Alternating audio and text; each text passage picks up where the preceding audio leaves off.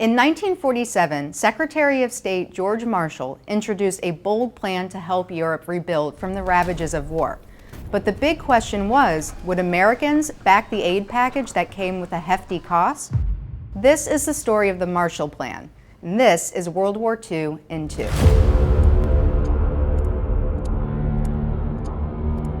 I'm Stephanie Hinnershitz with the National World War II Museum in New Orleans.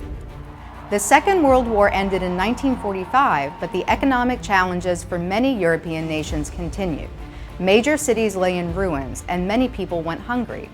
Europe was facing a financial crisis that not only affected their nations, but also American farmers and manufacturers who lost a valuable market for their products.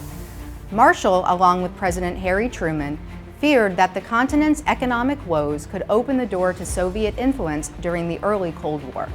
They recognized that something needed to be done to help Europe while also countering the Soviets.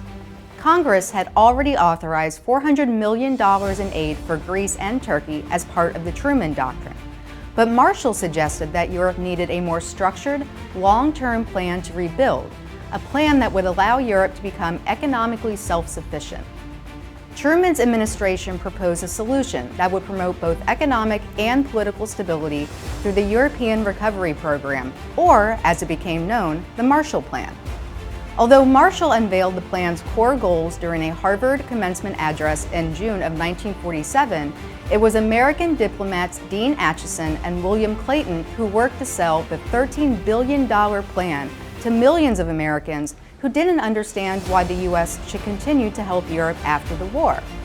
Acheson and Clayton traveled across the country, meeting with farmers, factory owners, and families, highlighting how aiding Europe would benefit America by promoting free markets and preventing the spread of communism.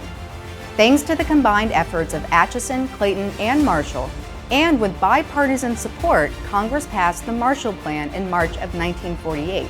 The Soviets and their satellites turned down the aid, but 16 European countries joined the program and used American supplies to rebuild their economy.